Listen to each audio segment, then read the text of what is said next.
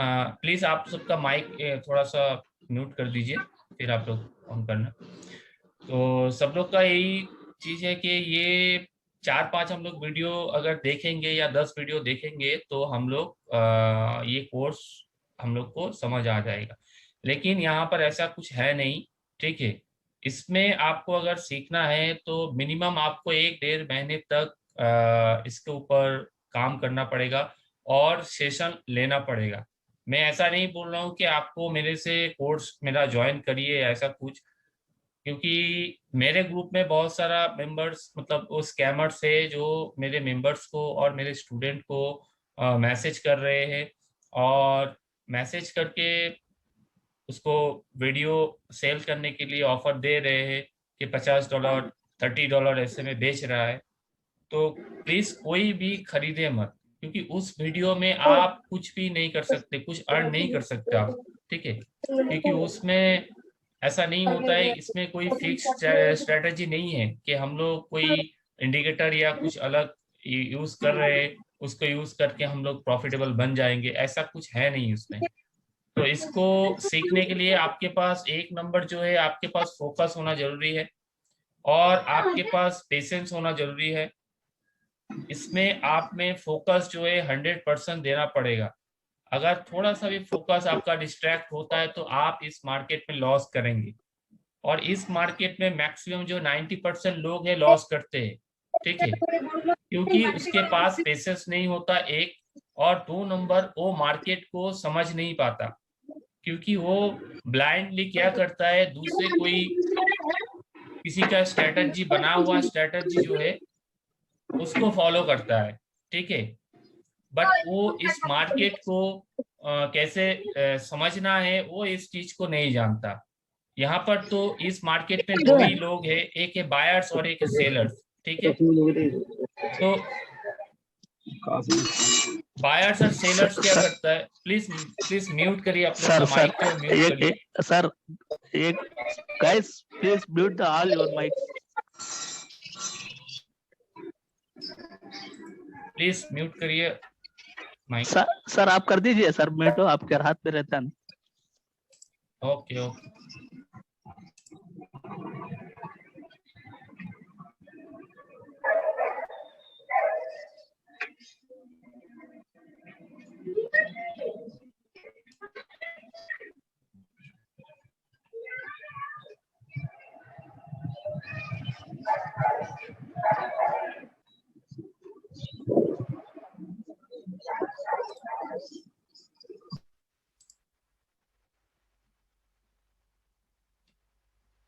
Okay.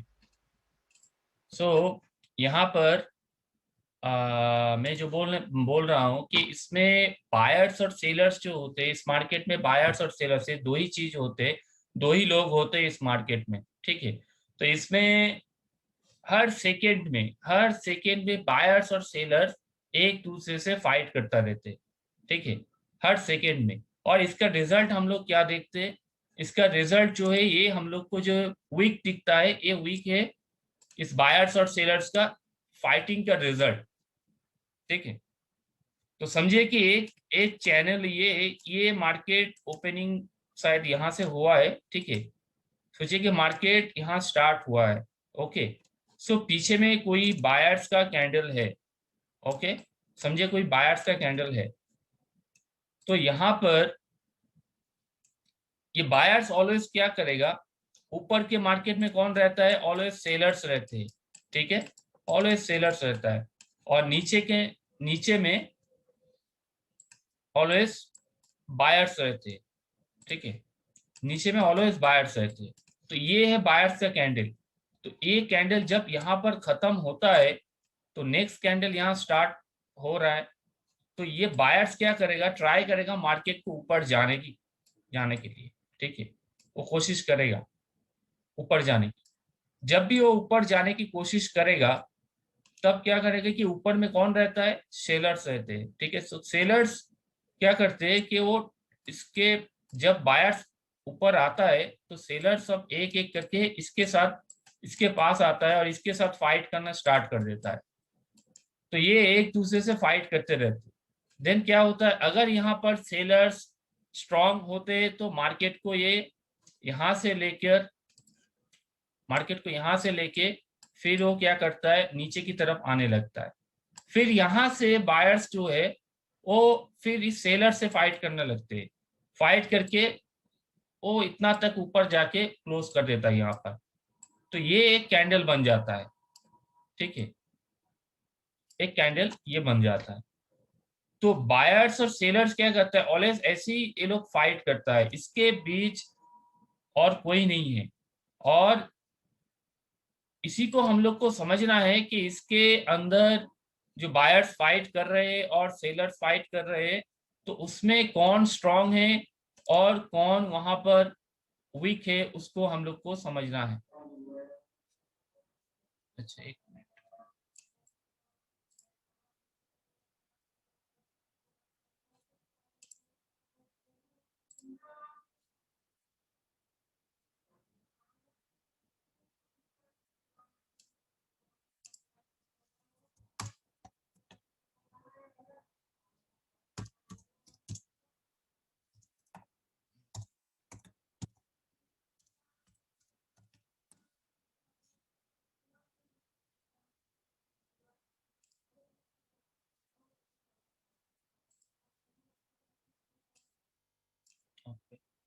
One second, after रजान I will continue.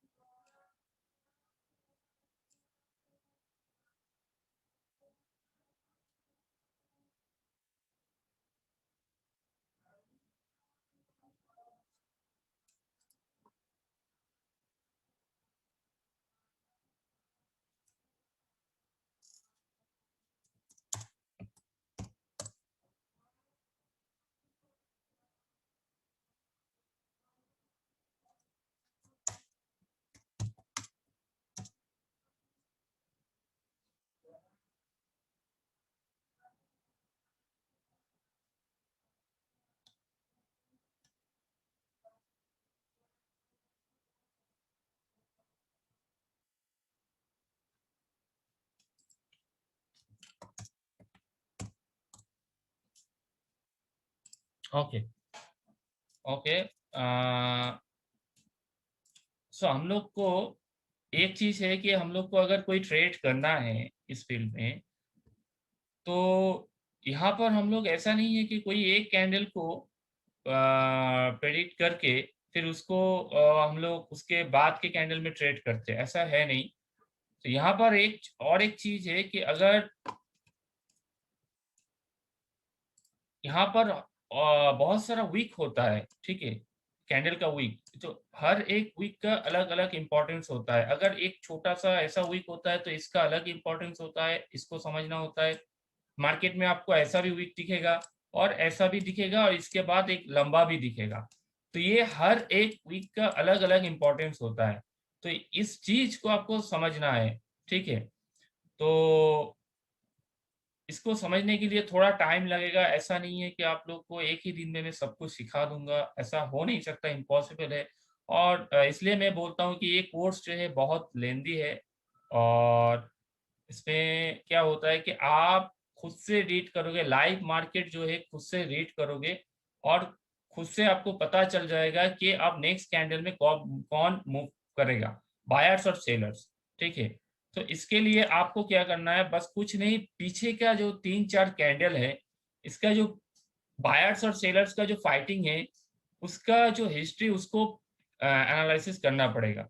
उसको अगर हम लोग समझ जाए तो हम लोग नेक्स्ट कैंडल को समझ पाएंगे। अगर सोचिए कि यहाँ से हम लोग अगर रीड करके आते हैं, यहाँ से लेके यहाँ तक, तो हम लोग यहाँ पर इसको रीड करके समझ जाएंगे कि अब नेक्स्ट कैंडल अप जाएगा या डाउन जाएगा। आई मीन बायर्स यहाँ पर स्ट्रांग है या वीक है, इसको हम लोग समझ पाएंगे। अब कैसे समझेंगे? फर्स्ट चीज जो है, एक नंबर का जो कैंडल हमको दिख रहा है, एक बायर्स का कैंडल है, ठीक है। तो इसके पीछे में जो नंबर 0 है, ये कैंडल को हमको समझना है कि यहाँ पर क्या हुआ है, देन हम लोग यहाँ पर रेट करेंगे, ठीक है। और मैं पहले बता रहा हूँ, ये थोड़ा सा कॉम्प्लिकेटेड है, आप लोग को ये प्रॉब्लम हो सकता है, ऐसा फील होगा कि आप लोग मतलब एक हफ्ता रीड करने के बाद आप लोग को डिप्रेशन फील होगा, ठीक है, तो ऐसा होगा। तो इतना इजी नहीं है, और इसलिए आपको इस फील्ड में इसको सीखने के लिए आपको पेशेंस की जरूरत है। मैं हर स्टूडेंट को बोलता हूँ कि पेशेंस बहुत इंपॉर्टेंस है इस कोर्स के लिए। तो आप इस कैंडल में आप लोग क्या देख रहे हैं कि यहाँ पर हमने देखा कि दोनों तरफ सेलर्स का रिजेक्शन है, ओके। एंड ये जो वॉल्यूम है, एक हाई वॉल्यूम है, सोचिए कि इसके पीछे में एक छोटा सा इसका वॉल्यूम लो है। इस एक कैंडल में दोनों तरफ सेलर्स ने फाइट किया, ऊपर से और नीचे से। मतलब पीछे में कोई सेलर्स कैंडल था या कोई सेलर्स वीक था, तो वो सेलर्स फर्स्ट यहाँ ओपनिंग जो प्राइस यहाँ स्टार्ट हुआ था, ठीक है, वहां पर सेलर्स ने एंटर किया और नीचे की तरफ आने की कोशिश किया। फिर बायर्स ने यहाँ पिकअप करके मार्केट को ऊपर लेके गया। फिर सेलर्स ने यहाँ से लेके यहाँ तक फाइट किया। बट इसके बाद हम लोग को क्या दिख रहा है, एक नंबर कैंडल बायर्स का कैंडल दिख रहा है। इसका मतलब ये वॉल्यूम किसका है? इस कैंडल के बाद आप एक बायर्स का कैंडल देख रहे हो, इसका मतलब ये जो वॉल्यूम है, ये बायर्स का वॉल्यूम है, 100% ये बायर्स का वॉल्यूम है, ठीक है। अगर यहाँ पर लो वॉल्यूम देखता है कि इससे जो ये जो प्रीवियस वाला जो वॉल्यूम है, इससे अगर कम होता है ये वॉल्यूम इसी कैंडल में, और इसके बाद अगर नेक्स्ट कैंडल जो है ग्रीन बनता है, तो आप इसको सेलर्स का वॉल्यूम बोलेंगे। यहाँ पर वॉल्यूम का जो कलर है, जैसे रेड ग्रीन, ये कोई मैटर नहीं करता इस फील्ड में। मतलब इस कोर्स में ये जो सब सोचते हैं कि ये सेलर्स का कैंडल में ये जो सेलर्स का वॉल्यूम है, हाँ, लोग समझेंगे कि ये सेलर्स का वॉल्यूम है, बट ये सेलर्स का नहीं है। यहाँ पर कलर का कोई मैटर नहीं है। इसमें आपको मार्केट में दिखेगा कि एक सेलर्स कैंडल में बोथ साइड फाइट किया बायर्स ने और अपना वॉल्यूम इंक्रीज किया और नेक्स्ट कैंडल अप चला गया। इसका मतलब इस कैंडल में जो वॉल्यूम दिख रहा है हाई वॉल्यूम, ये वॉल्यूम जो है ये बायर्स का वॉल्यूम है, ठीक है। सो वॉल्यूम के कलर पे मत जाइएगा, तो इसमें थोड़ा कंफ्यूजिंग होगा, कंफ्यूज हो जाएंगे आप अगर कलर पे जाते हो तो, ठीक है। तो फर्स्ट जो है इसमें आप लोग को पता चल गया कि ये जो वॉल्यूम है ये हाई वॉल्यूम है, और इसके बाद एक ग्रीन कैंडल बना, ग्रीन कैंडल यहाँ पर बना। इसका मतलब कंफर्म हो गया कि ये जो वॉल्यूम है ये बायर्स का वॉल्यूम है। अगर ये वॉल्यूम लो होता है तो मैं समझता कि यहाँ पर सेलर्स वीक है, ओके, और बायर्स यहाँ पर स्ट्रांग है। तब हम लोग को यहाँ पर इमेजिन करना पड़ता है कि इसमें बायर्स का वॉल्यूम हाई है, सो हम लोग इमेजिन करते। लेकिन अगर वॉल्यूम लो होता है तो हम लोग सोचते कि बायर्स सेलर्स जो है दोनों तरफ फाइट किया और अपना वॉल्यूम इंक्रीज कर नहीं पाया, सो नेक्स्ट कैंडल ग्रीन। अच्छा, तो ये कैंडल जो है, इस कैंडल में आपको दिख रहा है कि बायर्स का वॉल्यूम है, तो बायर्स इस कैंडल में स्ट्रांग है। अब नंबर 1 कैंडल हम लोग देखते हैं कि इसमें लोअर वीक नहीं है, इसका मतलब क्या होता है कि यहाँ पर बायर्स जो है वो डायरेक्टली एंटर किया इस कैंडल में, डायरेक्टली, बिकॉज प्रीवियस जो सेलर्स थे, स्ट्रॉन्ग सेलर्स, हम लोग को दिख रहा है कि यहाँ पर सेलर्स ने अच्छा खासा रिजेक्शन दिया, तो उसने लोअर साइड में एंटर क्यों नहीं किया? ये सोचने वाली बात है कि इसने यहाँ एंटर क्यों नहीं किया। इसका मतलब सेलर्स यही सोच रहा है कि हम लोग नेक्स्ट कैंडल में एंटर करेंगे, वो भी स्ट्रांगली करेंगे। अगर वो स्ट्रांगली करता है तो उसके बाद का कैंडल सेलर्स का होगा, अगर नहीं करता तो फिर कंटिन्यू करता है बायर्स। ठीक है, तो इसमें सेलर्स ने यहाँ एंटर नहीं किया और इस कैंडल में बायर्स का वॉल्यूम हाई है। इसका मतलब बायर्स ने अपना हाई वॉल्यूम लेके यहां से डायरेक्टली ऊपर जाने की कोशिश किया। सेलर्स क्या किया? सेलर्स देखो यहाँ पर सेलर्स का एंट्री पॉइंट है, लेकिन सेलर्स ने यहाँ एंटर नहीं किया। सेलर्स ने एंटर किया यहाँ से, मतलब सेलर्स यहाँ से एंटर नहीं किया, वो और ऊपर से किया। उसका मतलब होता है कि कोई भी, जैसे हम लोग दौड़ते हैं, दौड़ने के पहले हम लोग क्या करते हैं, थोड़ा सा पीछे भागते हैं, देन हम लोग उसमें क्या होता है, हम लोग को थोड़ा फास्ट दौड़ना मतलब होता है, मतलब फास्ट दौड़ते हैं हम लोग। तो सेलर्स ने यहाँ एंटर नहीं किया, इस एंट्री पॉइंट से एंटर नहीं किया, उसने किया यहाँ से। और जो बायर्स अपना हाई वॉल्यूम लेके वो ऊपर की तरफ आ रहा था, अब सेलर्स यहाँ से एंटर करके इस हाई वॉल्यूम बायर्स के साथ फाइट किया, फाइट करके मार्केट को धीरे धीरे नीचे लेके आया और यहाँ क्लोज किया। अब इसका जो वॉल्यूम था, मतलब ये जो हाई वॉल्यूम था, इसको अब डिक्रीज कर दिया। किसने किया? इस सेलर्स ने। वीक सेलर्स ने अब बायर्स को डिक्रीज कर दिया। ठीक है, सोचिए कि इसमें 50 बायर्स थे, यहाँ पर इस कैंडल में 50 बायर्स थे जो हाई वॉल्यूम में था। अब ये अपना 50 बायर्स जो था वो डायरेक्टली यहाँ से एंटर होके ऊपर जा रहा था। अब सडनली यहाँ पर सेलर्स एंटर किया और इस 50 बायर्स के साथ फाइट किया, फाइट करते करते इसको नीचे ले गया और इसको यहाँ क्लोज कर दिया। अब इस कैंडल में इसको 25 कर दिया, मतलब डिक्रीज कर दिया। इसके पास इतना बायर्स नहीं था, इनफ बायर्स नहीं था। अब ये जो बायर्स थे 25 बायर्स, अब फिर जब मार्केट नेक्स्ट कैंडल जब रनिंग स्टार्ट हुआ, तब 25 बायर्स देखो फिर से यहाँ एंटर किया और फिर ऊपर जाने की कोशिश किया। ठीक है, अब इस ये जो 25 बायर्स थे अब फिर से ऊपर जाने की कोशिश किया। सेलर्स ऑलरेडी यहाँ एंटर करा था, सेलर्स यहाँ एंटर किया था यहाँ पर। अब सेलर्स फिर से एंटर किया यहाँ। ठीक है, अब स्ट्रांगली फाइट किया और इसको नीचे की तरफ ले आया। अब यहाँ तक आकर आप देखिए कि यहाँ सेलर्स ने एंटर किया। अब सेलर्स ने यहाँ से लेके यहाँ तक अपना एक एरिया बनाया अलग सा। अब बायर्स कहाँ पर है? बायर्स नीचे की तरफ है। ठीक है, अब देखो कि इस एरिया जो बनाया है सेलर्स ने, इस हिसाब से इसका वॉल्यूम देखो, सेलर्स ने अपना वॉल्यूम इंक्रीज कर दिया। एक नंबर पे ऑलरेडी सेलर्स स्ट्रांग था, क्योंकि सेलर्स ने प्रीवियस जो बायर्स स्ट्रांग थे इसको डिक्रीज किया इस लाइन पर। ओके, तो it's mean in this area sellers are stronger. So sellers again enter करता है यहाँ और वो अपना एक न्यू एरिया क्रिएट करता है, करके अपना वॉल्यूम भी इंक्रीज करता है। सो यहाँ पर इसलिए थर्ड कैंडल जो है सेलर्स का कैंडल बना। सो सेकेंड कैंडल में अभी बायर्स कहाँ पर है? बायर्स लोअर साइड में है। सो ये जो बायर्स थे अगेन ये फाइट किया, ऊपर जाने की कोशिश किया, लेकिन यहाँ पर सेलिंग प्रेशर बहुत ज्यादा था। सेलर्स ने अपना एंट्री पॉइंट यहाँ से लेके यहाँ तक किया और फिर से उसको नीचे लाने की कोशिश किया और एक नया एरिया बनाया। इस हिसाब से देखो बायर्स अभी यहाँ आ गए और सेलर्स यहाँ से लेके यहाँ तक है, लेकिन वो अपना वॉल्यूम इंक्रीज कर नहीं पाया। ओके, अपना वॉल्यूम इंक्रीज कर नहीं पाया, इसलिए नेक्स्ट कैंडल क्या बना? ग्रीन बना। ओके, सो नेक्स्ट कैंडल इसलिए ग्रीन बना।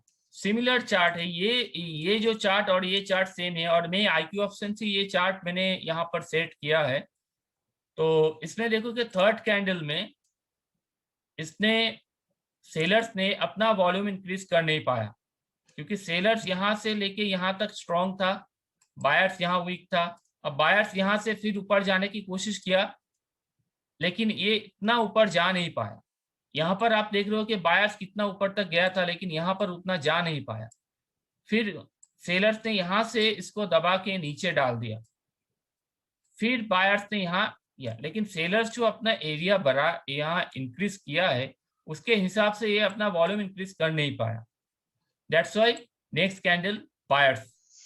सिमिलरली यहाँ पर देखो, सेलर्स ने यहाँ पर अपना वॉल्यूम इंक्रीज किया और नेक्स्ट कैंडल फिर रेड बना यहाँ पर।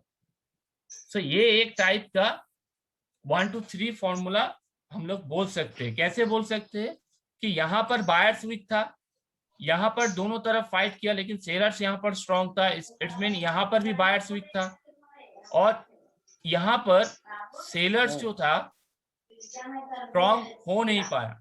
इसलिए यहाँ पर 1 to 3 फॉर्मूला जो है यहाँ पर फेल हो गया, यहाँ पर नहीं हुआ, क्योंकि ये अपना वॉल्यूम इंक्रीज कर नहीं पाया। रूल के हिसाब से थर्ड कैंडल में सेलर्स का वॉल्यूम इंक्रीज होना चाहिए विथ, ओके, सेलर्स का जो वॉल्यूम है उसको इंक्रीज करना चाहिए, तभी वो फोर्थ कैंडल नीचे आएगा। जैसे यहाँ पर इसने अपना एरिया भी इंक्रीज किया और अपना वॉल्यूम भी इंक्रीज किया, इसलिए फोर्थ कैंडल जो है यहाँ पर रेड कैंडल बना। ठीक है, तो ऐसे ही हम लोग क्या करते हैं, इसको रीडिंग जो होते हैं ऐसे ही हम लोग रेड करते हैं। अब इसमें बहुत कुछ है, बस मैं आपको ये इंट्रोडक्शन जो है ये मैं आपको दिखा रहा हूँ कि रीडिंग का जो प्रोसेस है ऐसे ही होता है।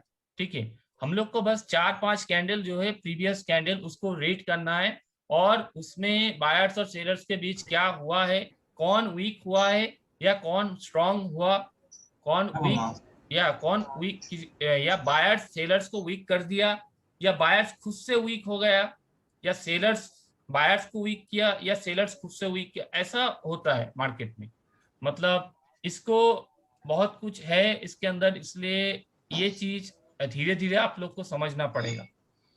अगर आप लोग सोचते हैं कि ये 5-6 वीडियो या 10 वीडियो से आप लोग बाय करके इसको सीख लेंगे, तो मैं 100% गारंटी देता हूं कि आप सीख नहीं पाएंगे। सो किसी से भी वीडियो बाय मत करिए, अपना पैसा बर्बाद मत करिए। ठीक है, अच्छा, ये सेशन खत्म हो जाएगा 6 मिनट पे, मैं और एक लिंक सेंड करूंगा, तो उसमें आप ज्वाइन करना, और वहां पर आप लोग का जो क्वेरीज है और एक एक करके मेरे को बताना। ठीक है, 4 घंटे ऑडियो ओके। और मैं आपको और एक चीज दिखाना चाहता हूँ, मेरे जो कर देंगे। सेशन है, मैंने जैसे कि ये ट्रेड मैंने लिया था, ठीक है, ये ट्रेड मैंने कल लिया था, ठीक है, और मैंने आप लोग को ये सेंड भी किया था। In first candle sellers are strong, seller strong, buyers are weak. In this candle sellers are strong because by here sellers are stronger because sellers ने दिस वीक सेलर्स ने अपर साइड से strongly enter किया और अपना volume increase किया। Okay, so this wick buyers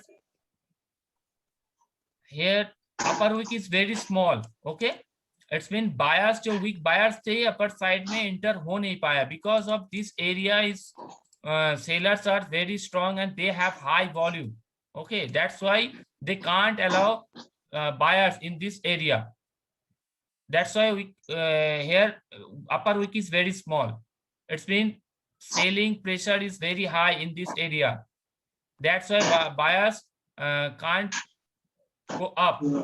Okay, so sellers directly entered and go down and proceed, and buyers reject from this area. It's mean in this area, in this whole area is a seller's area, and this is a seller's room, and they have high volume. Okay, so now these buyers enter from this area and entered the seller's room and decrease this seller's volume.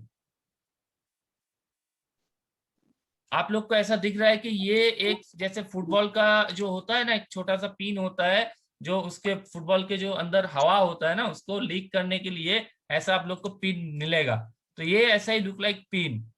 सो ऐसा लग रहा है कि ये जो buyers है वो sellers के रूम में एंटर किया और इसका जो हाई वॉल्यूम था उसको डिक्रीज कर दिया। That's why I took this trade for call option and finally I own this trade.